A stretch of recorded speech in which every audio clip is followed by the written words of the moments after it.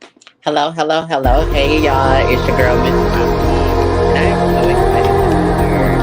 You are tuning into the Miss Mouthy Podcast. If this is your first time tuning in, welcome. You have stumbled across a podcast that centers the narratives and experience of trans and non binary folks and the allies that love and support us.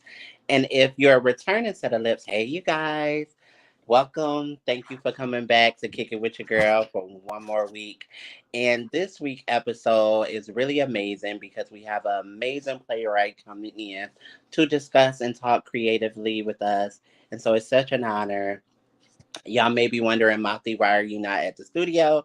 It's been a long week. I am tired and I'm learning how to have self care lips. So, one thing I would say that oftentimes I know in our hectic schedules and all that we have to carry in life, center how to make things a little bit more easier and center self care so you can really take care of yourself and be intentional in that. So, special guest, can you introduce yourself for the people? Yes, hello. My name is, oh my God, sorry. I'm like, it's been a long week too. I'm feeling you. I'm like applauding the self-care because I'm like, I need to sleep. Tech week is intense, but I'm Juliany or JT. And I use they, them pronouns in English or ella in Spanish. And yeah, I'm a playwright and artist and writer and storyteller. Um, from New York to Dominican family, and I'm so excited to be here and chat with you today. Yes, of course, of course. Okay. So take me back to like the first time that you ever came into your own creative vision or thoughts of like the earlier you where you kind of knew that artistry was a lane that you wanted to go down. Yes, oh, I love this question because yeah, I've been thinking a lot about my younger self recently, Hmm. especially working on this show. But even outside of that, I feel like this whole year I've really been, yeah, to try to take care of myself more and also take care of my creative spirit. I'm really grateful that I get to work creatively as my job right now, but that does mean I think that you have to sort of protect the sort of creative energy and Yeah. spirit that was there before it had to do with money and surviving in your job and all that. So I've been really trying to connect with my younger self more deeply. And yeah, that kid was just like a little bookish nerd growing up in Brooklyn. And I just used to love going to the library. So I love to talk about the public library as a place that was like a home to my creative, nerdy self, because I Yeah. think we need to keep supporting public resources and public spaces of all kinds, and including creative kinds. And yeah, I grew up in Brooklyn, and I went to the Langston Hughes School in Canarsie, and that was a really, we had a lot of creative stuff there too, like a dance teacher and all this fun stuff we used to do. And yeah, my mom was always really big on taking me to the library and nourishing my interest in reading. She says that that I came out the way I did because when she was pregnant with me, she would go to read books to me all the time. And so I'm like, okay, work, my origin story. So yeah, I was always kind of just into storytelling and stories. Um, and I don't think, as a kid that I necessarily was like, I'm gonna be a capital W writer or capital A artist. Sometimes we're just like not thinking in that framework yet, and also sometimes we don't see it around us. So I didn't know anyone whose job was that. So I Yeah. was still like, I enjoy this. When you're a kid, you don't have to think about that so much. I feel like sometimes now they really push it on them early. They're like 10, and it's like college readiness, and it's like, whoa, Yeah. let them be a kid. So I feel like I did get to be a kid, and I loved my stories, and I started writing my own when I was like 9 or 10 or something. And yeah, I'm Really? really grateful, yeah, for like my mom supporting that and my family. My aunt had this like really old junky laptop, like an IBM that she had from an old job that really was I there was nothing, it was not capable of much. Like I was not using it for the Right. internet, right? Also, this was like who knows, it was like 2003 or something. You know what I mean? Like it was like we were not out here with the Wi-Fi we have now. So Hmm. but I would literally just bring it with me to like family gatherings to like type stories on it in the corner, and they would let me. So yeah, big love to all the like support I got in that in my nerdiness and creativity, and that was kind of the beginnings of it. And then yeah, I like really got into it in high school and had really supportive English teachers. And that's where I really started being like, yeah, I'm writing, I'm a writer. And then I Okay. started doing like poetry and stuff. And then I started doing playwriting in college. And yeah, now wildly, it's like something I get to do, which is still wild to me. Yeah. Did you ever find a like was there ever a pivotal moment between growing up in your identity and the way in which you wanted to create, where it started to like overlap or influence one another? Yes. Oh, I love the way you put that. I think that for me was when I went away to college. Mhm. And not to say that like, oh, you have to go to college or like college. I'm like, no, Yeah. like, girl, everyone do what you got to do. But like for me, it Okay. just meant like, it just meant that I got to sort of come into my own because it was really more so about getting to like leave my home, and Mhm. not because I had a horrible home life or anything. But it was a working class immigrant Catholic family, Yeah. okay, and that means space was limited and also like tolerance of things outside of Yeah. that Yeah. was Yeah. limited, That's so real. it was real. So like I love my family, and things have we've been on a journey together for sure. But at the time I just was like I couldn't even talk about queerness, and I repressed it. I kind of half joked that like I knew when I was 12, and then I procrastinated it because I was like, that looks like it's not gonna fly here. So I gotta I'm go just gonna find keep a that to space that I myself. can Yeah. nurture that in. Yeah. Yeah. So when I went away to school, I got to leave the house. I was the first one in my family to like go live on a campus and all that Nah. stuff. And yeah, it just meant that I got to express myself more freely and explore that and make explicit like queer community. Like I went to college and I was like, I'm queer. Where are all the queers at? After Yeah. all of my life being like, I can't talk about this.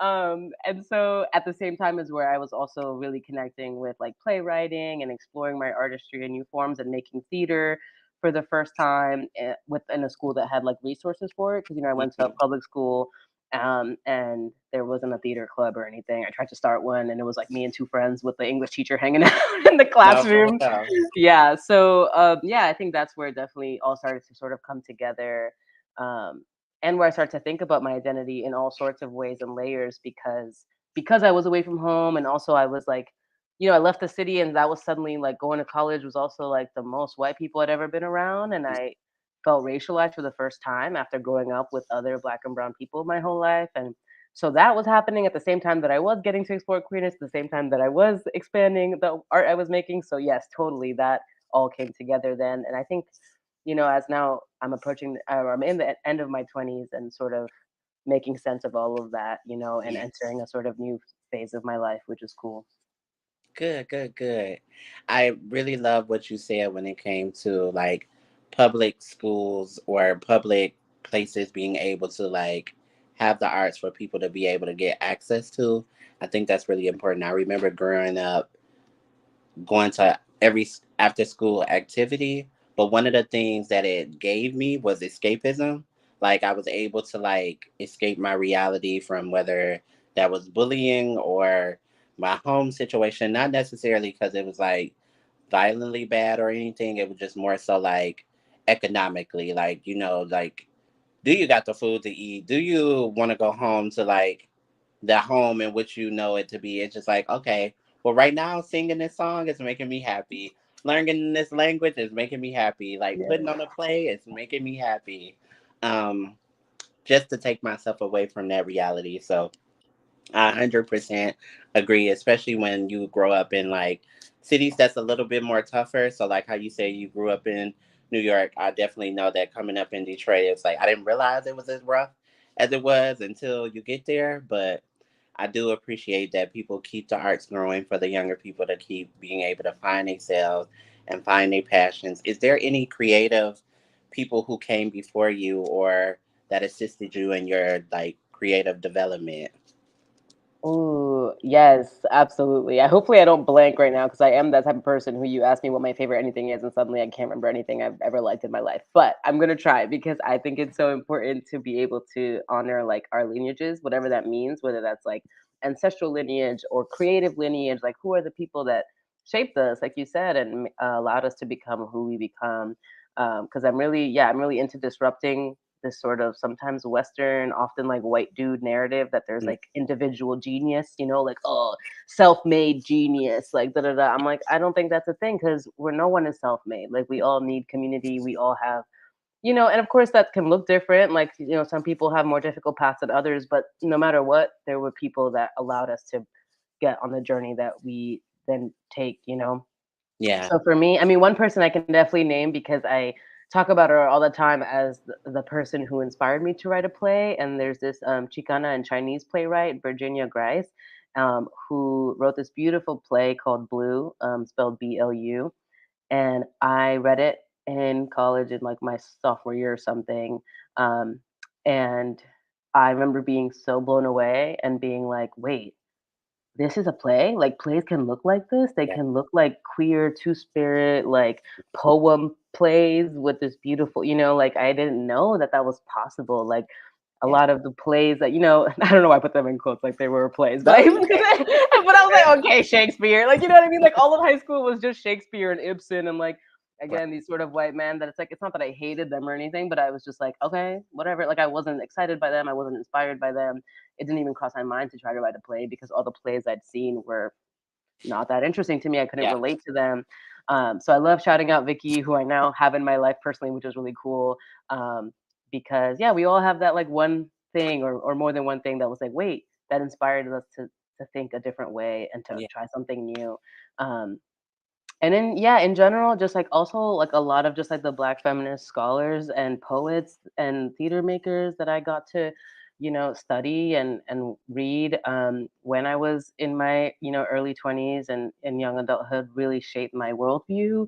And like I said, at that time, I was coming into being racialized, right? When you grow up kind of with your people all the time, with other immigrants or with other sort of like Caribbean people and other like marginalized people, other people of color, that's your norm, which I love. I'm so glad that was my norm. But then it also meant that I wasn't necessarily thinking about how we were othered or how we were different. I was like, yeah, this is our life. Like, my dad had a deli in the Bronx my whole life. So like that was my experience. I was That's like, this is the my norm. community. Yeah. Yeah. And so I'm so grateful for that. And it also meant when I left that community to study, I was really starting to think critically about like, whoa, like what? How does the world see us? Like, I got these white kids telling me that I'm only here because of affirmative action and all this stuff when, like my family and me worked our butts off for this. And so all of that really shaped my creativity as well. I feel like my storytelling is still impacted by being like, nah, I'm gonna put our stories out, my version, like tell my truth instead of letting other people try to tell my truth for me, or like No, for give real. another version of that.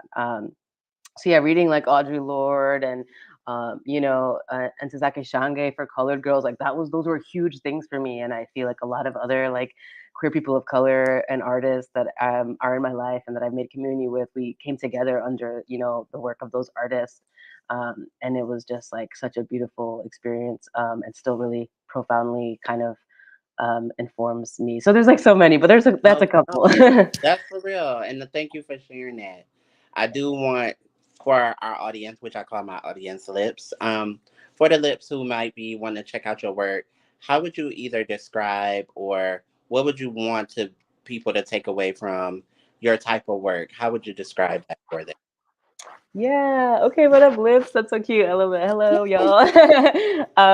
Yeah, I would describe my work as being like sometimes I say like, oh, it's very much about centering the lives and liberation and lineages of like the Afro-Indigenous diasporas and the queer trans diasporas, because that's just where I'm coming from and what I can speak to. Oh, in my way, right? Because even that phrase, there's a million stories and a million Oh, people's you make lives me that go in in that. such an all of you. Oh, you.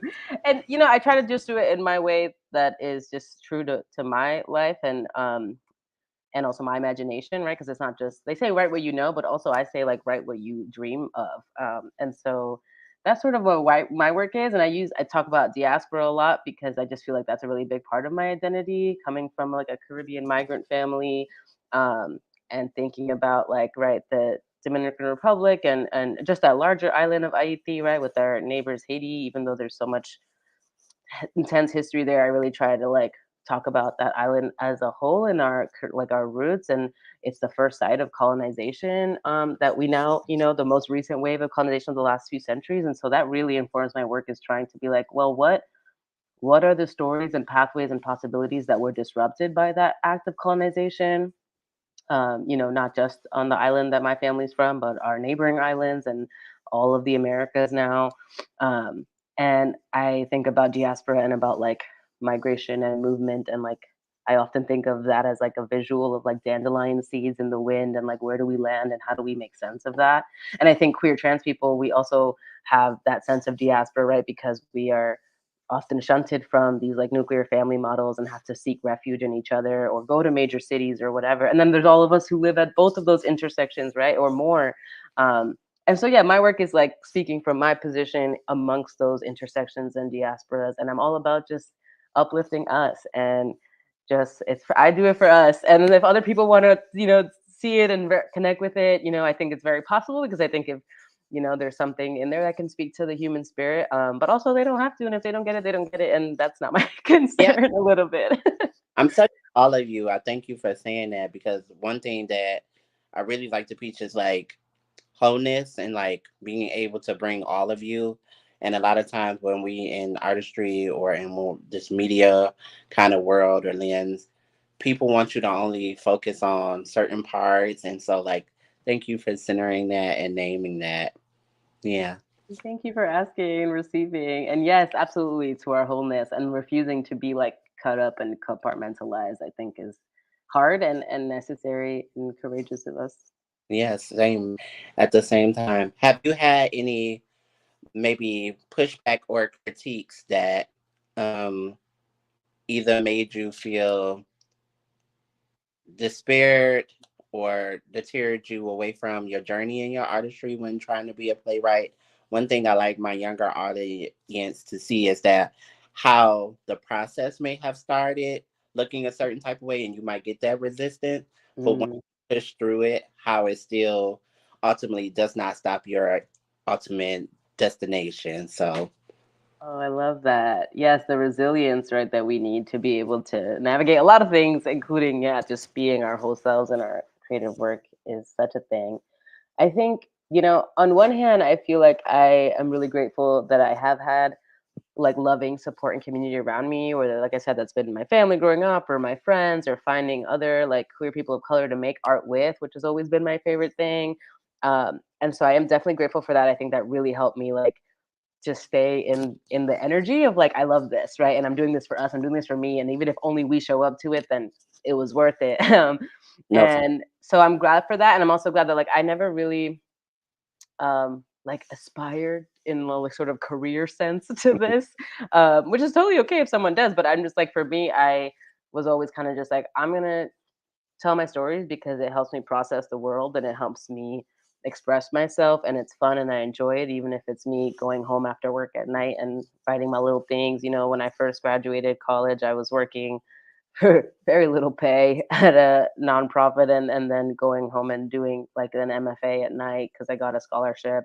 And now I look back and I'm like, damn, how are you doing all that? But I guess I was just motivated, And so I guess part of the message is like, it really helps to just have like your why in case the rejection or the pushback or the any sort of bigotry or anything comes up, because it likely will. Um, but if you're really in your like if you have your peoples and you have your why, that goes such a long way. So I feel like I had that and I'm super grateful for that, because even though there were small bumps, I was never like I'm never writing again, or like I can't ever share myself with the world ever. Like I even though now I'm like a little like anxious, social media, like the world is getting so fast paced and intense that I do get a little anxious about like how do I share myself with the world in a way that feels safe, is a real question. But it's interesting because I remember I have a play called Desarrollo, which is about these three friends, these three queer friends, in their early 20s, but also their younger selves at around like early middle school age, growing up in New York. And um, I really love that play. It's a really good snapshot of where I was when I wrote it, kind of processing a lot of things, coming back to New York, my hometown, after college, and being like, what does this mean? Who am I now? How do I relate to this place? And I remember I shared, I got into this like cool playwright event in New York, that I was really proud of, because I got rejected the first time I applied. So I'll say that again, as part of the message of like, keep going. So this thing was called Playwrights Week at this really great institution that used to exist in New York called the Lark. And this Playwrights Week thing was like really like a big deal and popular, because it's like, oh, anyone in the world could submit, and only 5 plays get chosen, right, for to be presented and sort of shared in the city. And the first time I applied, Did not hear back, did not get it, and it's okay, you gotta be okay with that, you know? I still am proud of Or that play that got rejected, and I'm like, "Whatever, that wasn't their boat," or, like, whatever, you know, because all this is subjective too. These institutions and these things you apply to, like, whatever, like, they're not God, you know? Like, it's just a person on the other side reading it, and they may or may not vibe with your vibe. Um, so then the next year I applied again, and then I did get chosen out of over 1,000 plays, and I was really proud of that, and it's an entire queer of color cast, and we had actually just produced it in the city with an entire queer of color crew as well. And so I was like, yes, this play, I love this play, and I love my people, and getting to share this. And so we shared it at this event at the Lark, and um, they do like a little feedback survey at the end with the audience. And of course, because our brains are a little mean sometimes, there were so many nice notes. But what do I remember? The mean one, the one that was like, F this. But what was interesting is that person was like, I don't see how this is a play. Like, why didn't this person just write a memoir? Like, this is like, what is this? And it's just so interesting because I'm like, it's not a memoir because it's not biographical, but you're assuming it's biographical just because I'm a queer person of color and so are these people. And you can't imagine that we can tell our own fiction stories. Everything has to be like memoir about our own difficult lives, and there was something that was interesting to me about that of like, why did you assume that, whoever wrote that? Um, and it was discouraging for a time too, because it can stick with you that like someone was like, this isn't even a play. And I was like, yeah, but I think it's a play, that's a part of me. but I say it's a play. And guess what? Actually, so do all these people who came to see it and support it and make it with me.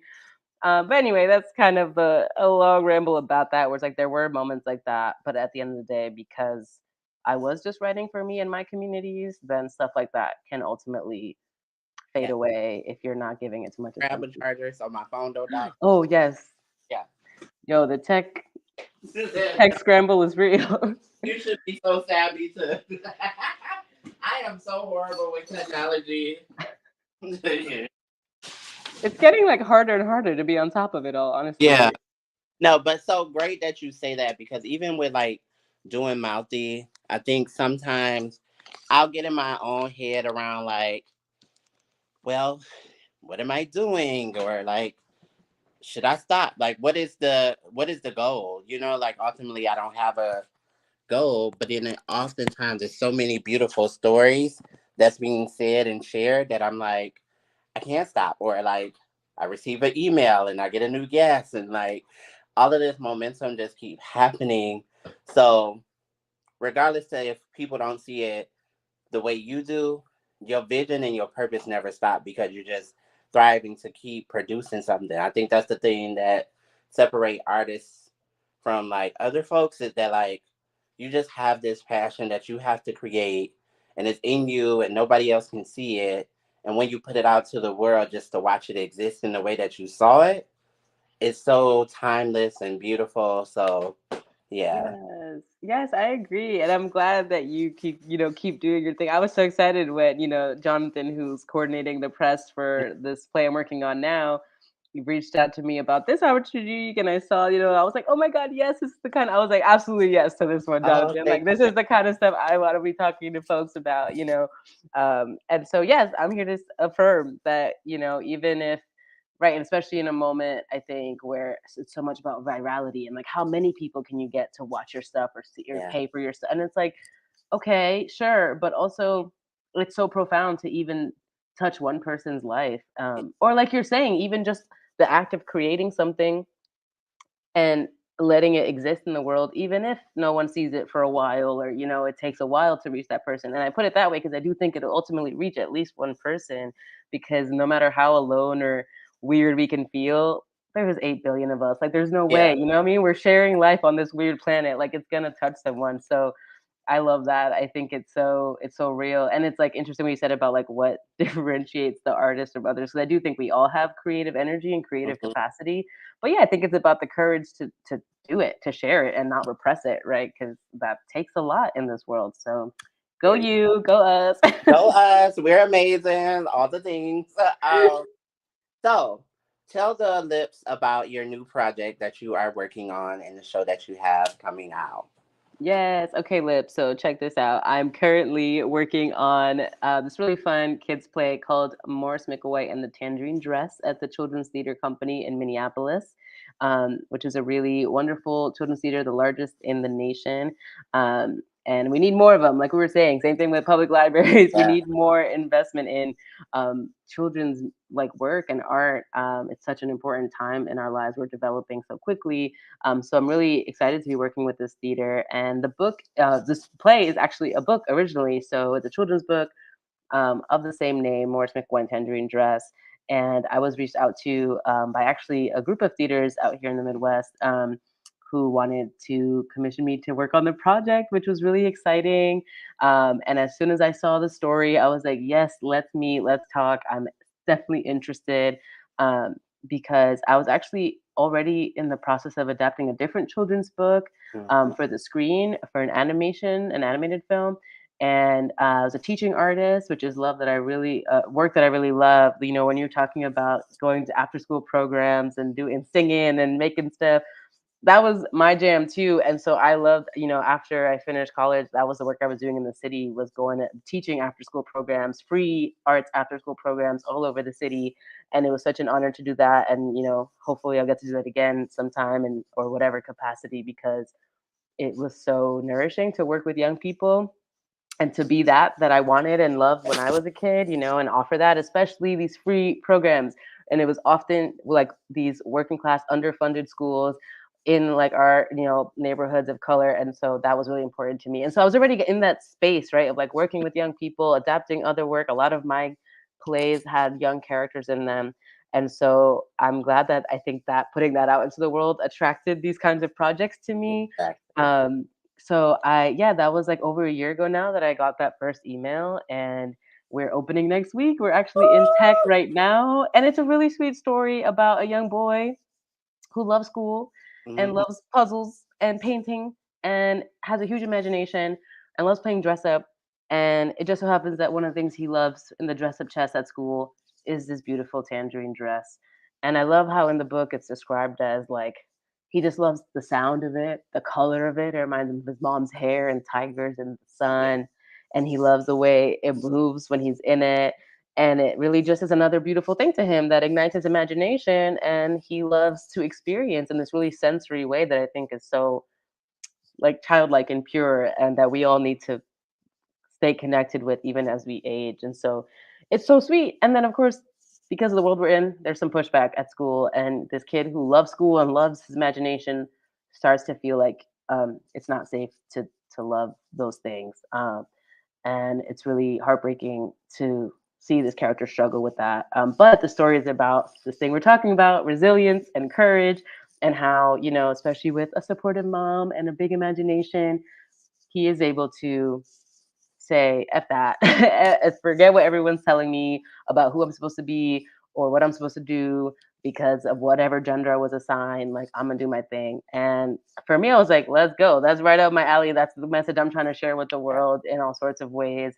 So it's been really fun to work on it. And we have a cast of 5 young people and 1 adult, and actually 2 casts. So there's 10 of them, but there's 5 characters, and there's 2 different casts doing the show, and they're all super talented, really sweet, wonderful kids. We had amazing conversations about gender and about the world, and they're like 10, 11, so, you know, like Yeah. so cool to have that conversation with them. So yeah, it's been a really beautiful process. We are finalizing everything now. We open next week, and we're open through mid-November. Um, and I'm really excited for folks to see That is this so story. amazing. Oh my God. I hope to be able to one day see something like that. Like, I think it's going to be amazing. So, congratulations. I'm Thank super proud. you. Like, it's going to be amazing.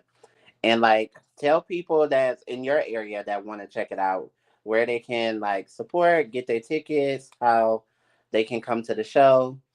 Yes. So if you're in the Minneapolis area at all, even if it's a little bit of a bus or car ride, you want to make an adventure out of it, we are opening on October 10th through November 19th. And to get tickets, all you have to do is go to Children's Theater with RE at the end instead of ER.org.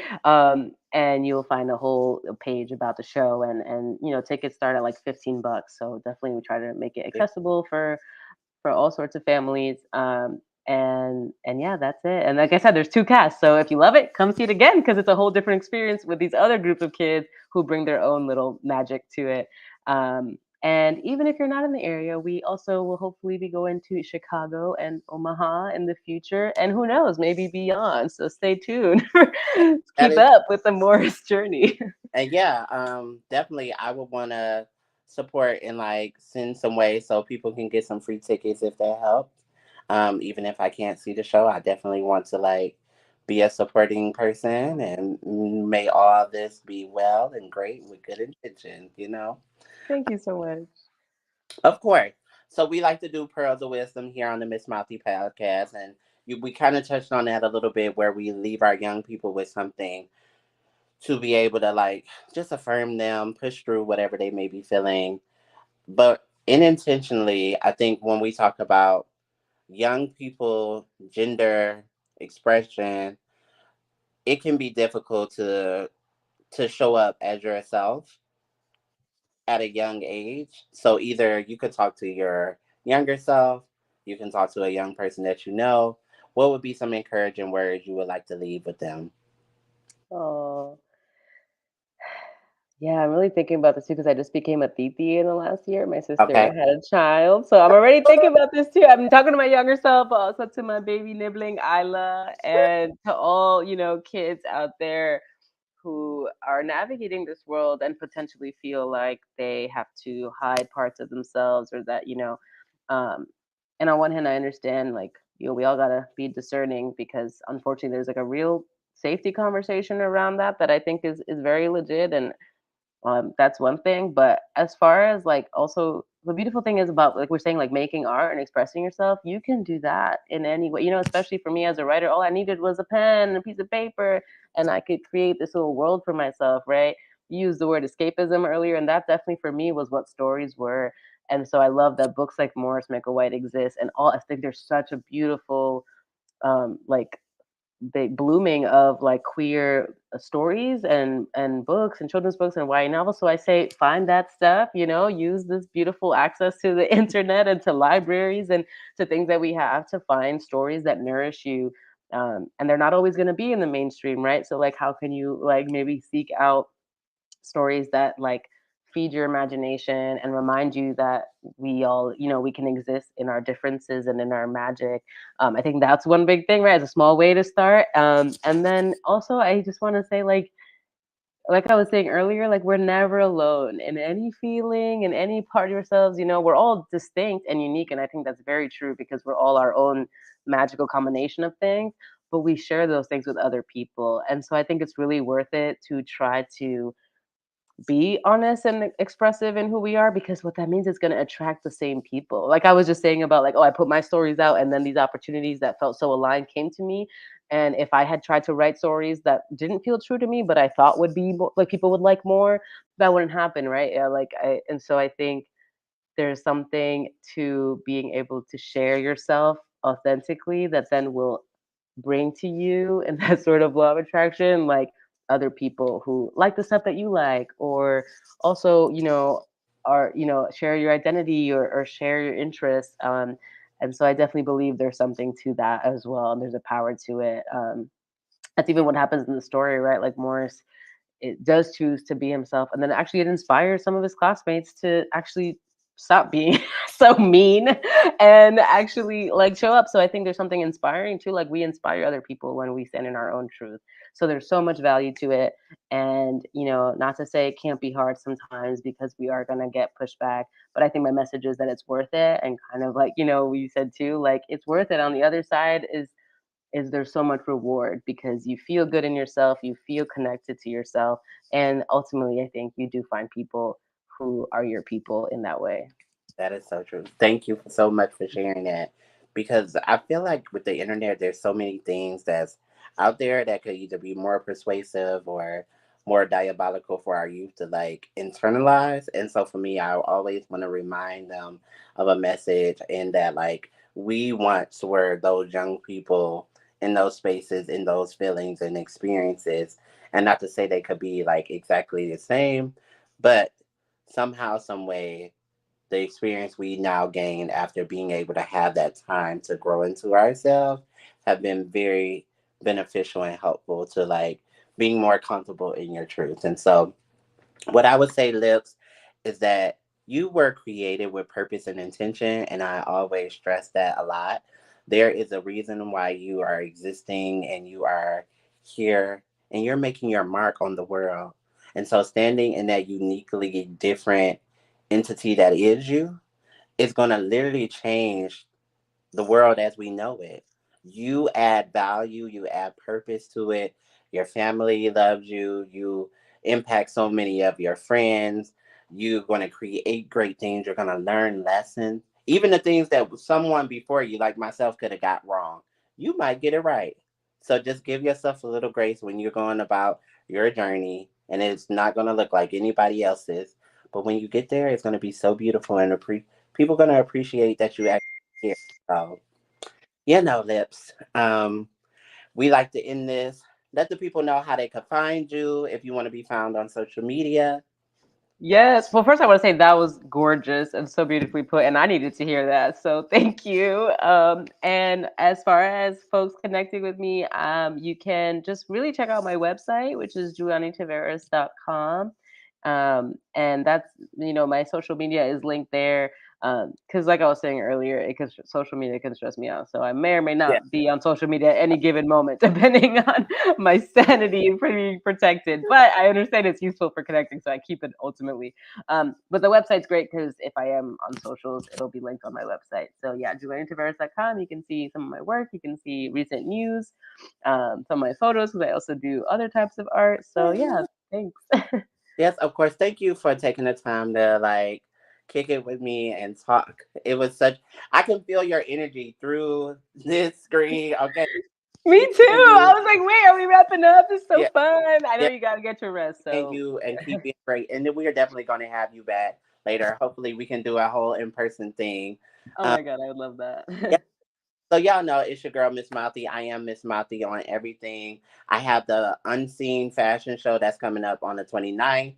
The link is in my Instagram bio. We also have the Corktown Gala that is actually tomorrow. I think the tickets is sold out. That will be at the DIA. But, as I post, as things come about, y'all will definitely be in the loop slip. So it's your girl, Miss Mouthy. Even when you what? Don't see me, you hear me. Till next time. Bye.